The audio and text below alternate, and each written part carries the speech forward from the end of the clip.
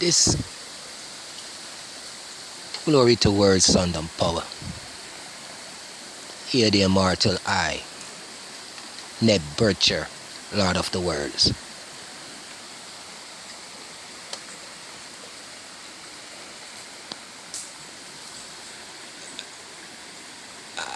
I was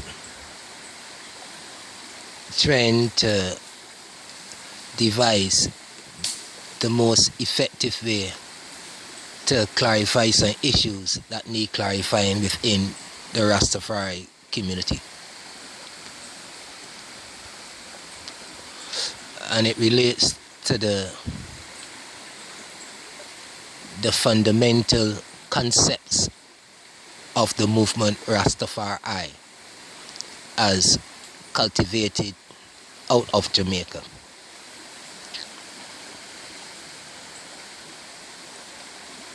To comprehend such things, we need to go to the bedroot of Rastafari. Leonard P. Howell, who established Pinnacle, and Marcus Messiah Garvey, who established UNIA, United Negro Improvement Association. It's out of these two individuals in particular that the Rastafari movement evolved into the dreadlock Rastafari tradition.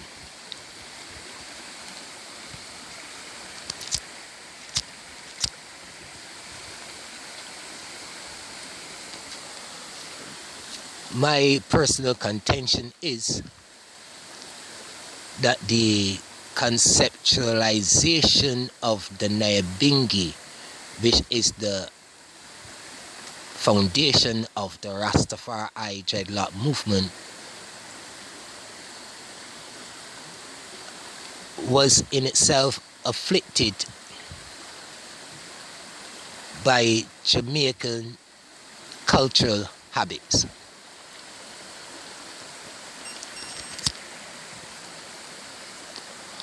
Which need at this time to be separated from the essence of Rastafari as a movement in order to formulate any practical, sustainable structure for the future. Now, Ras Bonagis, the Sons of Thunder, Bongo Watto, must be credited as the most vocal individual within the Nyabingi order, and the individual who, to the best of my knowledge, traveled throughout the Western world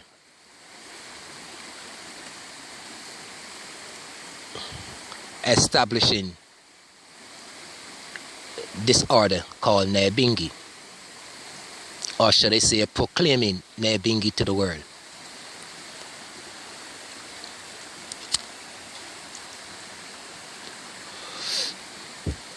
Within this proclamation of Nyabingi to the world, the central figure of the movement, Haile Selassie, the Emperor of Ethiopia, is portrayed as the Almighty God, the supreme being of humanity.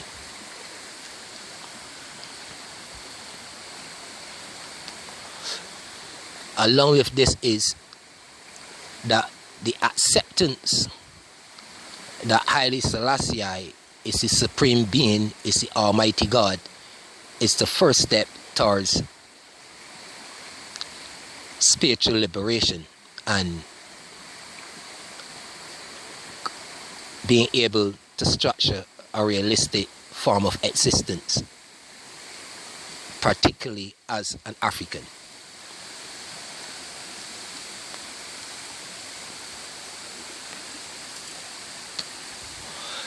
It was Bongo Watto, Ras Bonagis, who conceptualized the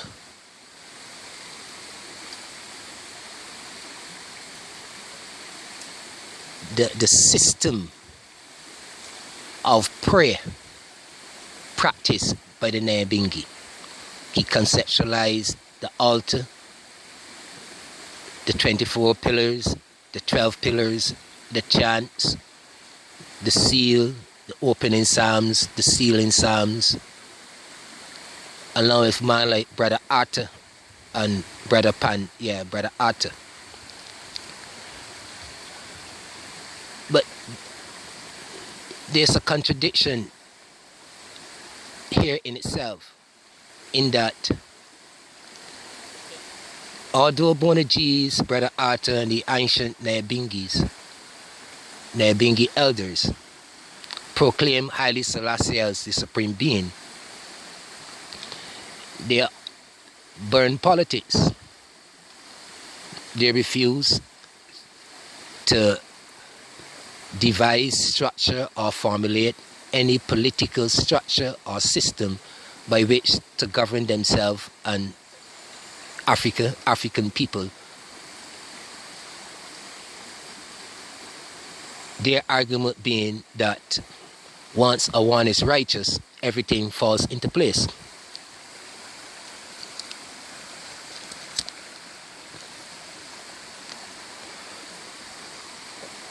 As again I say, it's a contradiction, because Haile Selassie, the man who Rastafari praised and proclaimed as the Almighty, after the Italian invasion in the early 1930s, which forced him to flee to England for 5 years, because Ethiopia did not have the capacity militarily to repel the Italian invasion by themselves.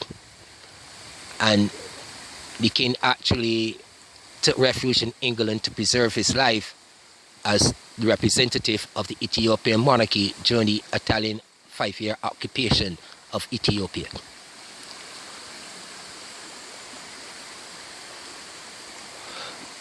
On returning to Ethiopia in the early 1940s, one of the first priorities, because on returning to Ethiopia, Haile Selassie did not return as emperor. He returned as Mr. Tafari, as a citizen, under an agreement with the British monarchy that he be allowed to return to Ethiopia and continue administrating Ethiopian government under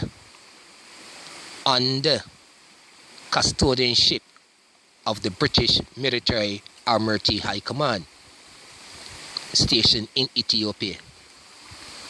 It took, I think, more than 2 years before Rastafari, as he was reduced to by this agreement and contract and treaty, it took 2 years for Rastafari to regain his status as Haile Selassie, the Emperor of Ethiopia.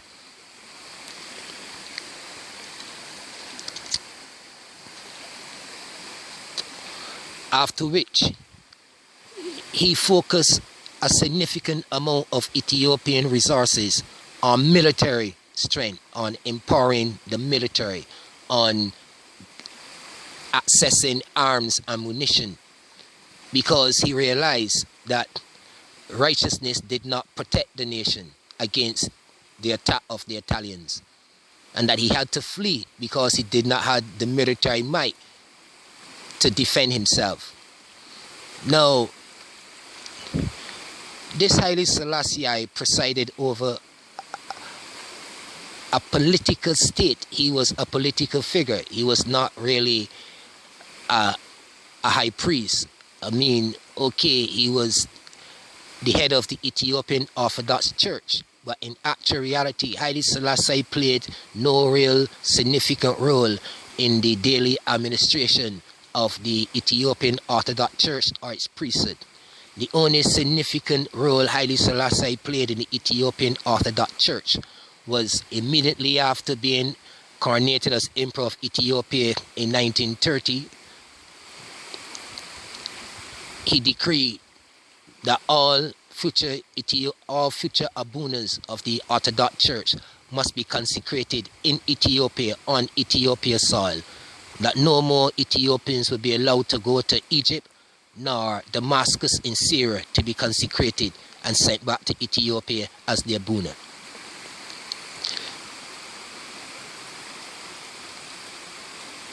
I don't think most people understand what I just said, especially the dreadlock Rastafari community. The honest role Haile Selassie played significantly in the Ethiopian Orthodox Church administration was to dictating that it regains independence from external influence in Egypt and Damascus, both countries which were under the influence of the French.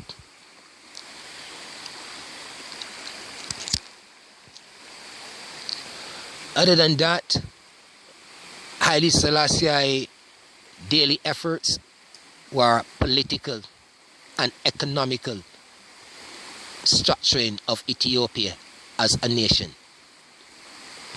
Throughout his years as a minister within his own government, he always held the portfolio of Minister of Education because he saw education as the most important, or shall I say, he saw access to knowledge as the most important key for human advancement.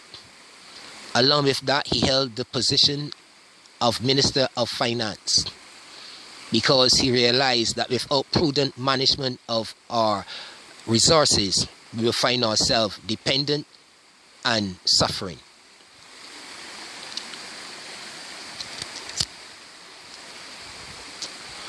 Therefore, when Bonagees, and I must add in that both Bonagees and the Nyabingi and the Bobo Shanti originated from the said place. They came out a movement called the Youth Black Faith in Jamaica, in the 40s. And this was a direct splinter of Garveyism, of black nationalism, of black empowerment, of African liberation.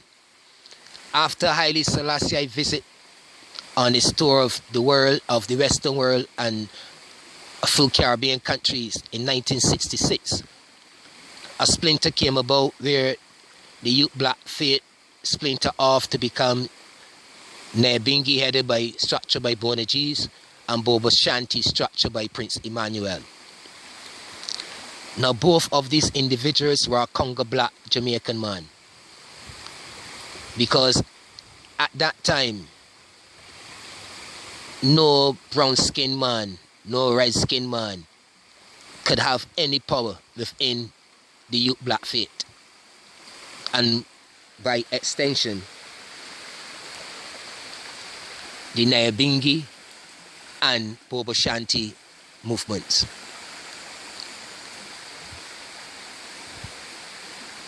Why this brief history is important is the fact that Nyabingi and the major founder of the Nyabingi tradition, Ras Bonagees, the Sons of Thunder, evolved out of the black nationalist Marcus Garvey movement. Garvey, just like Haile Selassie, was a politician. He was struggling for political power. He was an economist, an entrepreneur, a manager of business. He actually created the most powerfulest African business enterprise ever created, if you're going to base it on number. Close to 40 million black individuals made up the United Negro Improvement Association, and by their self-help, by their reparations from themselves, they were able to establish a shipping line, the Black Star Liner,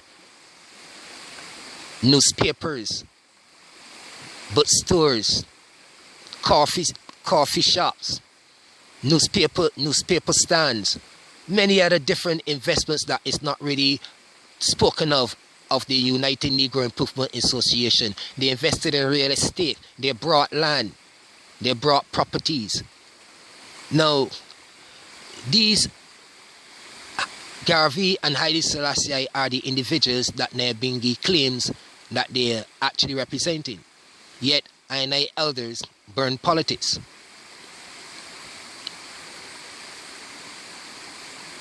Now, to understand this contradiction, we have to understand Jamaican culture. And that's why I said from the start, we need to separate Jamaican culture from Rastafari, from Nyabingi. It have caused a serious stagnation in the movement's development, economically and politically. And any movement that does not have a political and economical structure cannot sustain itself. It can't be sustained by God or by magic or by priests. Therefore, this issue of politics and economics is central to the survival of what is called the Rastafari movement. Now, as I said, we need to go into Jamaican culture to understand this hypocrisy or this conflict. Jamaica is a place of conflict. Without any apologies, Jamaica is a country of conflict. The conflict is cultivated in the homes. And from the home, it extends into the wider community, into the schools, into the institutions, into the workplace. It's this constant need to be better done. And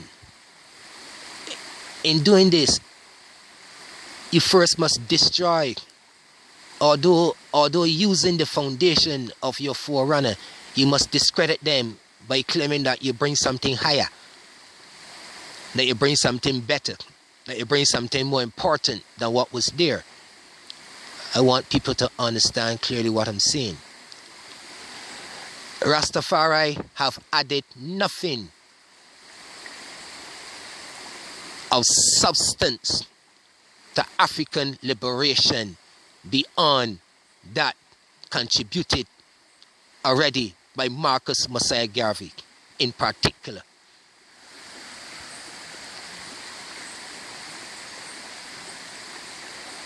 Yet, the Rastafari, the Nyabingi and the Rastafari movement have exalted themselves above Marcus Garvey because of the dreadlock appearance and the vegetarian diet. So, appearance and eating habits have become more important to African liberation and creating a future for our children than what Marcus Garvey established through the United Negro Improvement Association, a political economical structure representing African people.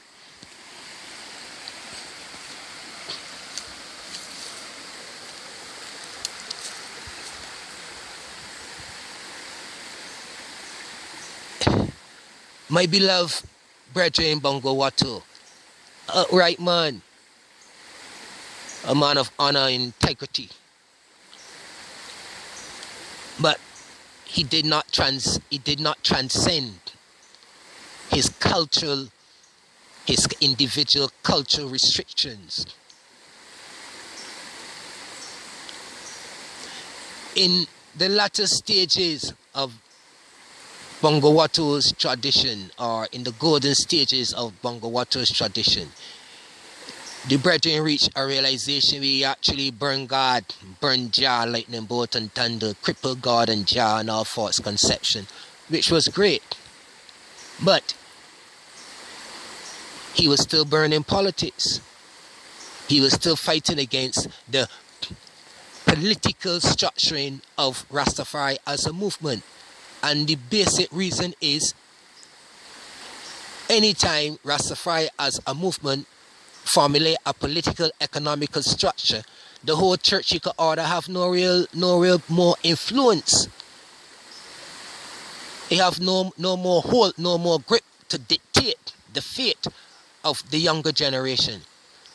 And this is a disease that have not only have Rastafari, that have a lot of African structures stagnated, including the prostituting institution calling itself the AU, which in the original righteous structure, it was the OAU, Organization of African Unity, which was founded by independent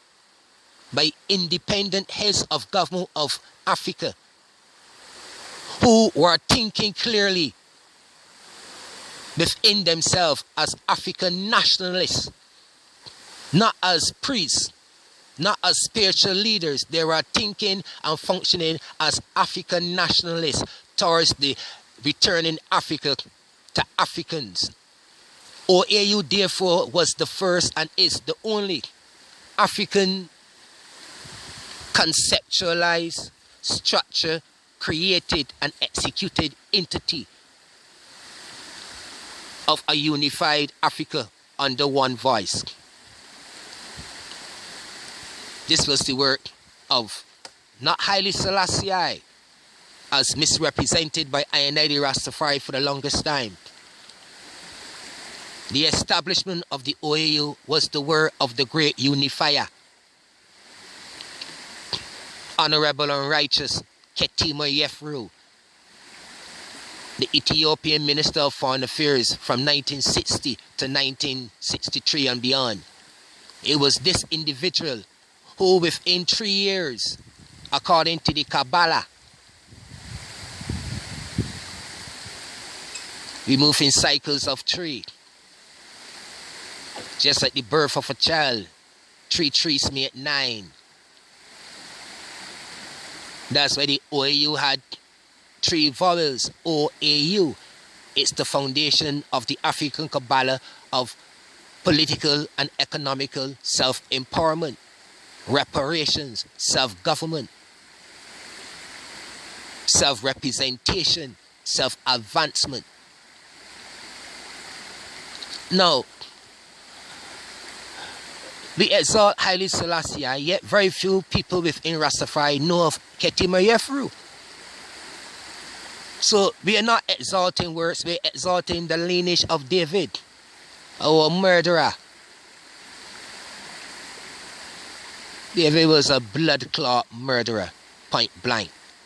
His entire administration, like all the Jews, Hebrew people, was by blood, by brute force, commanded by their God, Jabalon or Yota. Now, long before King David, Jerusalem, the Jews, the Hebrews, Palestine, or even this thing called God existed, Ethiopia, by its original name, Oramia, existed. The land of Or, the land of Put, the land of dark man, darkness, the essence of poor creation. Yet, somehow, the Rastafari community have been exalting the middle of history above that of the foundation. So when we are asked to confirm ourselves as a movement and as it relates to Africa and the world towards some kind of proper administration, we are not going in to the Hebrew, to the Jewish history, to the Jewish story.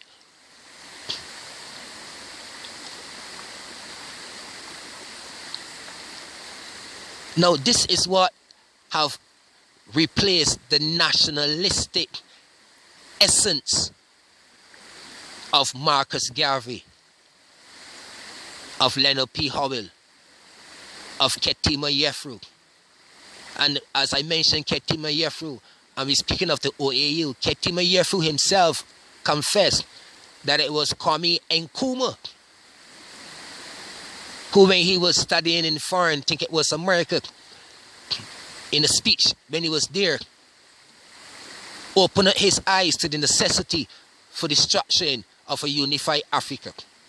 So we must credit Kwame Nkrumah. Therefore, Ketima Yefru had two fathers, Haile Selassie in Ethiopia and Kwame Nkrumah. Now,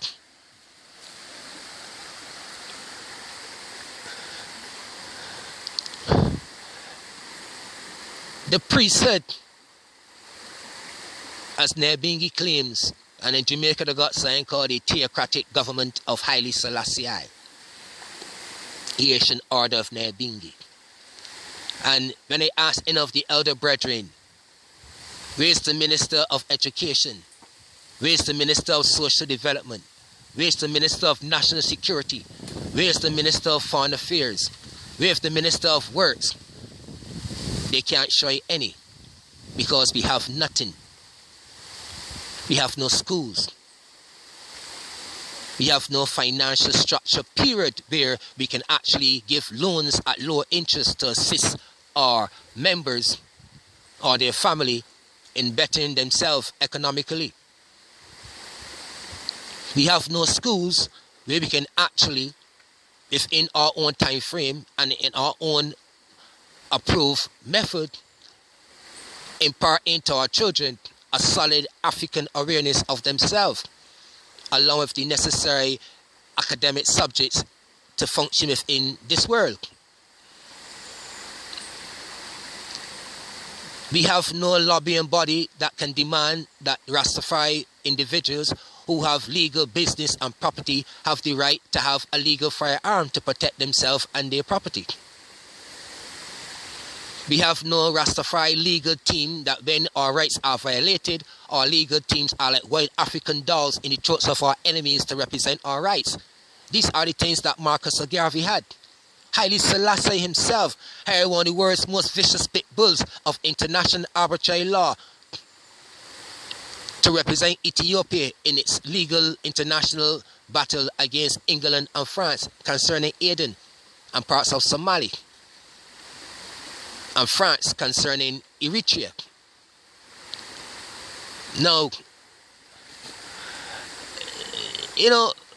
it's this Jamaican culture that I keep saying that have invaded Rastafari and have us in a serious stagnation. This hypocrisy, this thing of claiming power which we don't have.